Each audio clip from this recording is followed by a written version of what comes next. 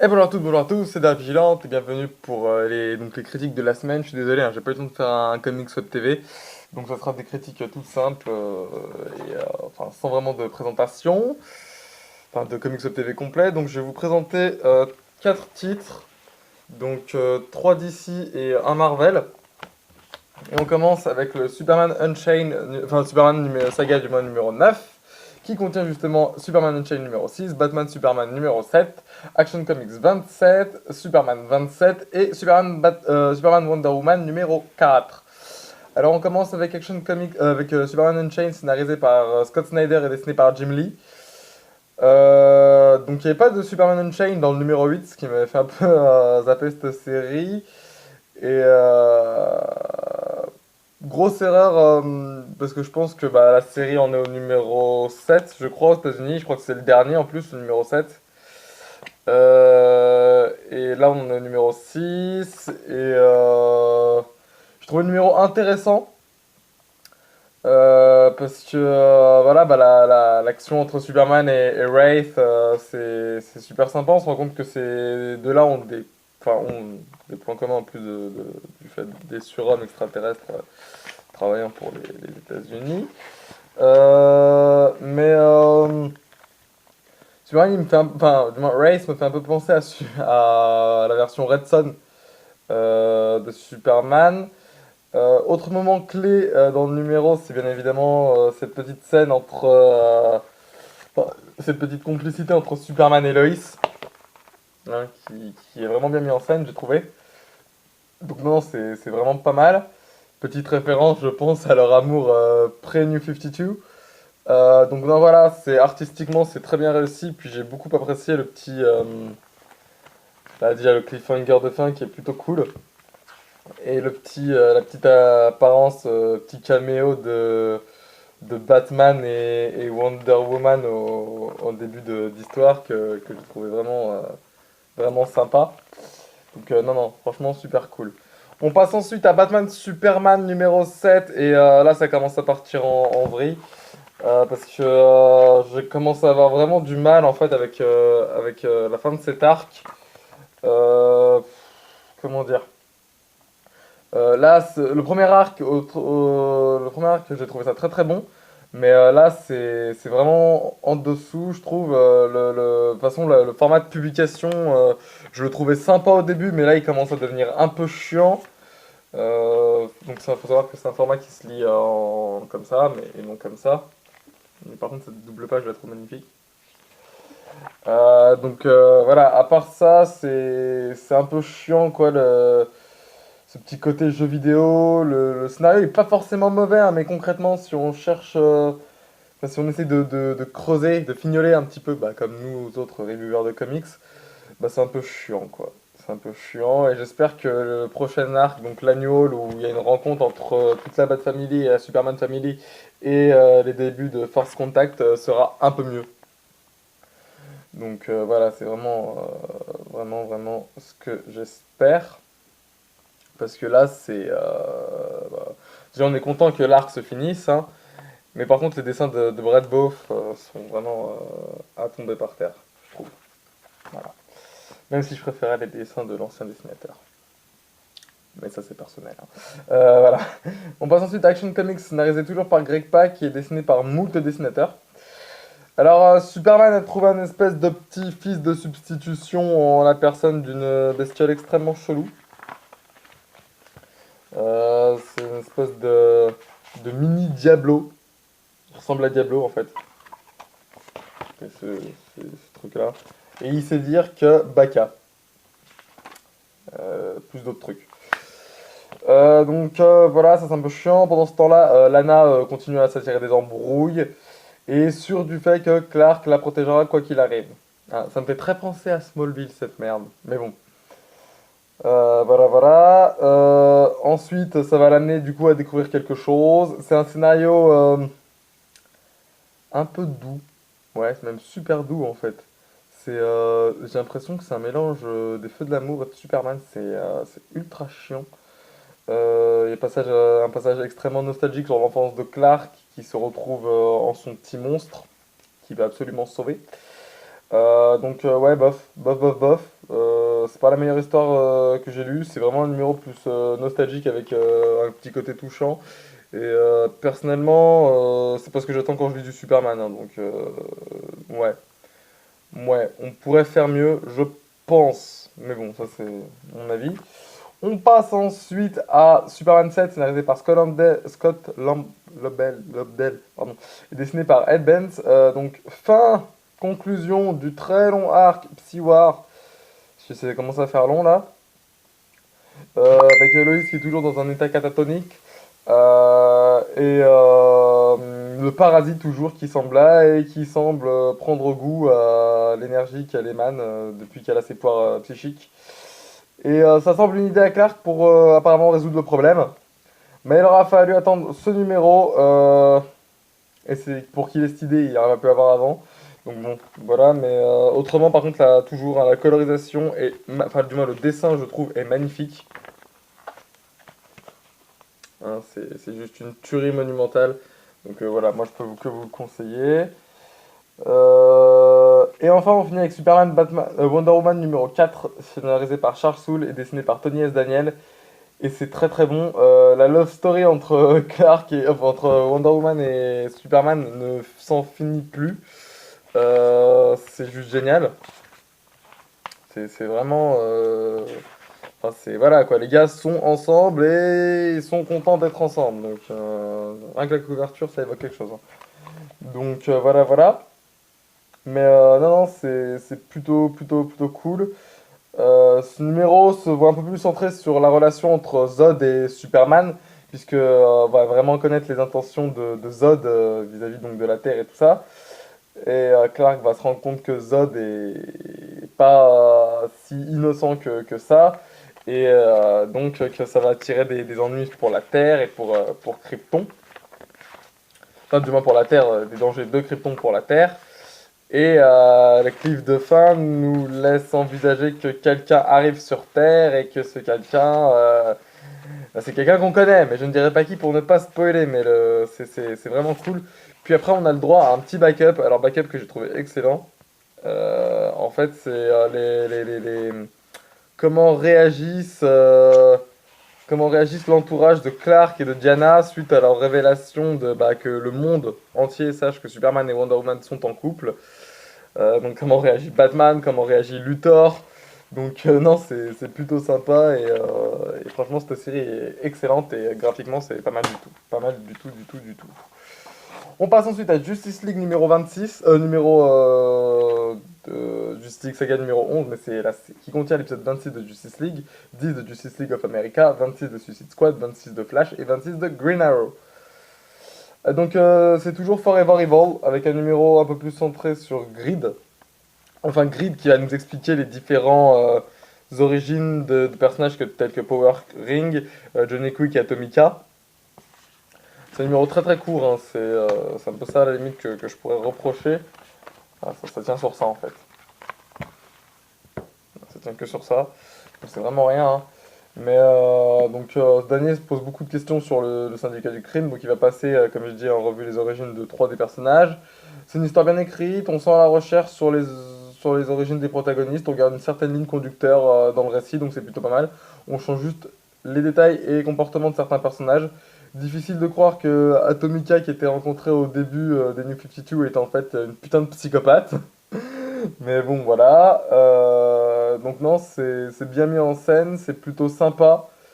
Forever Evil se détaille pas mal sur les personnages de la Terre 3 et artistiquement, Ivan Reis nous fait un travail de folie. Je pense notamment à ce passage-là avec Johnny Quick qui est monstrueux. Donc rien à redire. Ensuite, Justice League of America, c'est scénarisé par Matt King et dessiné par Tom Denerick et Eddie Barrow. Donc le numéro ce mois-ci s'arrête un peu sur les origines de Stargirl et comment elle en est devenue ce qu'elle est aujourd'hui. Que ce soit par la magie, on en apprend aussi, oui. Donc parce qu'elle est tout le temps en lien télépathique avec Martian Manhunter, donc on voit aussi ce qui se passe pour Martian Manhunter. Il va découvrir quelle est la prison dans laquelle ils sont. Vraiment très travaillé sur le passé de Star-Lord. Une grosse travail sur son passé. C'est plutôt bien écrit. J'ai trouvé ça relativement sympa. C'est bien mis en scène. Donc pas de problème. Le clip de fin sur où ils sont, c'est pas mal. On a aussi un petit rédactionnel sur Stargirl, évidemment. Donc non, c'est plutôt cool. On a ensuite Suicide Squad 26, scénarisé aussi par Matt King et dessiné par Patrick Zuckerberg, Gierek, ouais voilà quoi, et Roger Robinson. Donc la Suicide Squad is back, ce qui met donc toujours en avant des personnages comme psychologiquement atteintes. Et ça nous compte aussi au début les histoires de Belle Rive, enfin les origines de Belle Rive. Donc c'est plutôt cool, ça nous met aussi les différences qu'elle a avec Arkham et tout ça. Ça nous met aussi en scène Waller, qui essaye de survivre suite à l'arrivée du syndicat du crime, elle qui avant était toute puissante. Et on en apprend aussi un peu plus. Enfin, on a aussi une très belle scène, je trouve, entre Harley Quinn et James Gordon Jr. Donc non, c'est plutôt cool. Flash, donc le mois dernier c'était Year Zero sur Flash. Donc là, c'est un début d'un nouvel arc, d'après ce que j'en ai compris. Et ouais, c'est bof, quoi. C'est ce qu'on pourrait avoir dans la série télé. Donc c'est pas énorme, mais bon, ça se laisse lire facilement. Puis les dessins sont moins bien par contre, hein. Moins bien que le numéro précédent, je trouve. Mais bon, voilà, ça se laisse lire, c'est convenable. Et enfin, on passe à Green Arrow 26 de Jeff Lemire et Andrea Sorrento, Sorrentino, pardon, qui est donc le première partie de Outsider War. Et là, c'est excellent. C'est excellent. Donc, arc que j'attendais avec grande impatience pour ma part. Et ça va être énorme, quoi. Énorme. Donc, bien évidemment, toujours la complicité entre Oliver et Shadow. Pas aussi importante que dans la série, mais c'est sympa. Euh, donc en gros, ils vont aller déclarer la guerre aux outsiders en ayant pour but de récupérer un artefact mystique. Et c'est là que ça va être énorme. Franchement, je salive, j'ai salivé au fur et à mesure de la lecture. En plus, donc Back to the Island. Donc Lian Yu. Donc c'est plutôt cool, on en apprend un peu sur le passé d'Oliver, ce qu'il a fait pour devoir survivre sur cette île et tout, donc non, c'est très bon, et ça donne vraiment envie d'avoir la suite. Donc le mois prochain, il y a une nouvelle série, c'est Terre 2, Earth 2, qui quitte le mensuel Green Lantern pour venir dans le Justice League Saga. On passe ensuite à Forever Evil. Donc Forever Evil numéro 4 qui contient les épisodes 4 de Forever Evil, 23.1 de Wonder Woman sur Cheetah, Forever Evil Argus numéro 3, Forever Evil Rogue Rebellion numéro 3 et Forever Evil Arkham War numéro 3. Alors quatrième numéro de Forever Evil, ça prend son temps je trouve, mais l'intrigue est pas mal, elle se continue à se lancer très bien, donc j'ai rien à redire dessus, non franchement ça reste sympa. Donc, croisement entre Luthor et Batman et Catwoman. Donc, c'est. Voilà. Puis, non, franchement, c'est plutôt joli. Puis, Batman qui revêt un anneau jaune, qui a pas mal la classe, je trouve. Donc, non, c'est sympa, ça se laisse bien lire. Non, franchement, très bon event. Geoff Jones gère ça d'une main de maître. Et David Finch le sublime, donc pas de problème. Mais, non, c'est plutôt cool. Donc non, franchement, rien à redire. Par contre, si petit point remarquable, on sent un petit peu de la dissidence dans les rangs du syndicat du crime. Ils sont un petit peu toujours à se faire des messes basses entre eux, tout ça. Donc non, c'est pas mal. Mais non, franchement, David Finch, très bon travail. L'artiste n'a rien à prouver. Et, ça gère vraiment bien l'ambiance. Donc non, franchement, rien à redire. Un travail d'exception, je trouve, pour ma part. J'ai bien aimé la petite scène où t'as Black Adam, enfin, t'as Superman, Lex Luthor qui fait repartir le cœur de Black Adam avec l'énergie de son armure façon défibrillateur. Donc voilà, puis bien évidemment, Batman montre la Batcave à Catwoman. Ensuite, 23.1 sur Cheetah, donc encore un vilain de Mance. Après l'avoir vu, dans DC Saga numéro 15, numéro qui revient un peu sur ses origines jusqu'à sa transformation en félin, mi-femme, mi-félin. Euh, c'est comment dire? C'est sans plus. C'est vraiment sans plus. Ça se laisse lire, mais bof, quoi. C'est pas non plus le numéro de l'année, hein. C'est un peu à la manière de Killer Frost, quoi. Ça se laisse lire, les dessins sont jolis, et c'est tout. Ça s'arrête là. Donc, non, non, c'est pas un numéro de folie non plus, hein. C'est pas, par exemple, comme Lex Luthor ou Darkseid qui étaient des numéros, mais à tomber par terre. Ensuite, on passe à donc, Forever Evil Argus. L'histoire est vraiment cool. C'est vraiment cool. Steve Trevor gagne vraiment en importance. Dr. Light is back, hein, suite à son apparent décès dans le dernier. Dans Trinity War. Voilà, c'est le mot que je cherchais. Donc, non, non, c'est plutôt, plutôt, plutôt cool. Steve Trevor a vraiment la classe, je trouve. Non, non, rien à redire. C'est vraiment un numéro très sympa, très prenant, qu'on suit avec beaucoup d'intérêt, pardon. Killer Frost prend aussi sa place dans Forever Evil avec ce numéro. Non, non, franchement, ça reste très sympathique ça se laisse lire. Et c'est très très bien. On apprend un peu plus sur Steve Trevor dans un espèce de pacte. Mais je n'en dirai pas plus.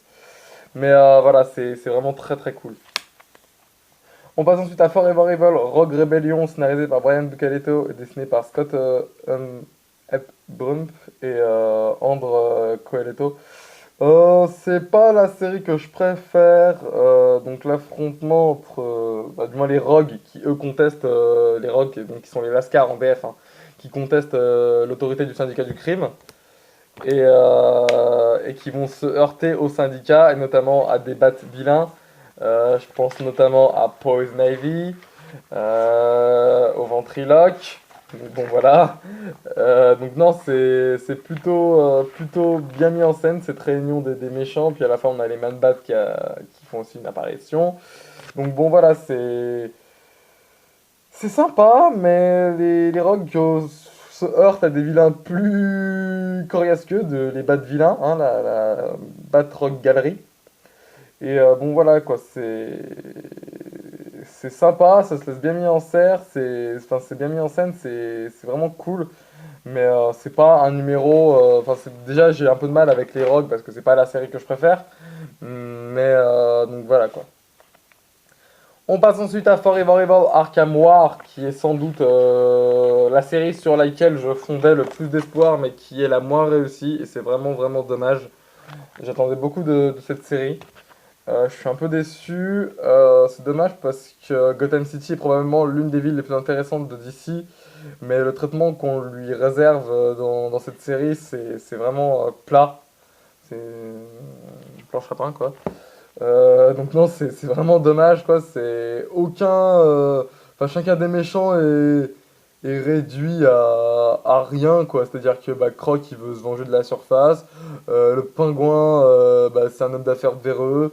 Bane veut effrayer tout le monde et être plus fort. Enfin, il me fait vraiment penser au Bane de Batman et Robin, quoi. C'est un peu con. Ils veulent tous aussi choper les ergots cryogénérisés pour... les ergots, donc les assassins de la cour des hiboux, pour prendre le contrôle de la ville. Et c'est nul. Et c'est mauvais. C'est mauvais, et c'est dommage parce que ça aurait pu être excellent, quoi. Et il y avait vraiment matière à creuser. Puis voilà. Puis à la fin, on a. Enfin, à la fin. Au milieu, on a Bane qui se fait un cosplay de Batman. J'ai pas trop compris pourquoi.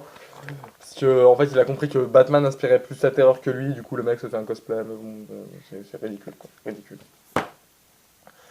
On passe ensuite à Wolverine hors série numéro 7, dédicace à HSMFM, avec la maxi-série Wolverine, ouais, la maxi-série Origin Wolverine 2, saga, qui est une saga complète. Ça coûte 5,70 €. C'est sorti, je sais plus exactement quand.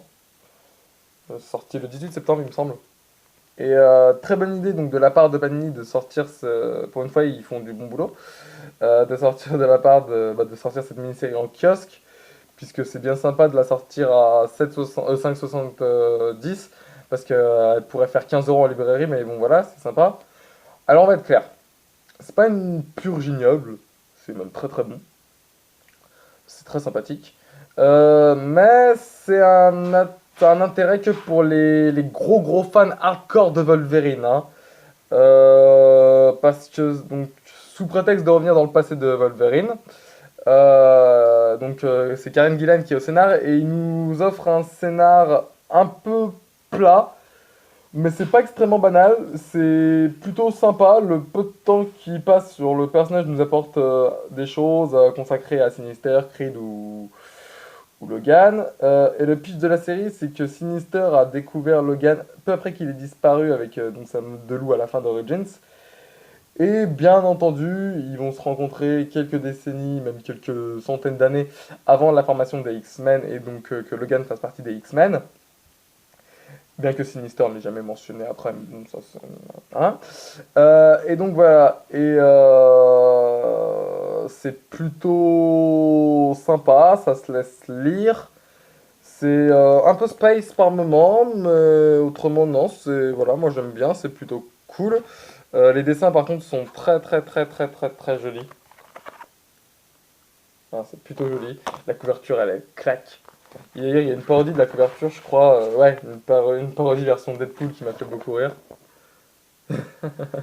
Donc, non, voilà, mais si vous êtes fan de Wolverine, c'est à prendre, c'est à lire, franchement. Si vous êtes fan de Marvel et que vous avez 5,70 € à dépenser, c'est à lire, c'est sympathique. Si vous n'aimez pas spécialement Wolverine, essayez de le trouver d'occasion, clairement. Voilà, mais autrement, c'est très sympa, c'est très bien. Il y a 5 numéros, donc ça fait 1 € quelques par numéro, donc non, c'est plutôt cool. Puis non, mais franchement, les covers sont ultra sympas, ultra, comment dire, ultra référencés.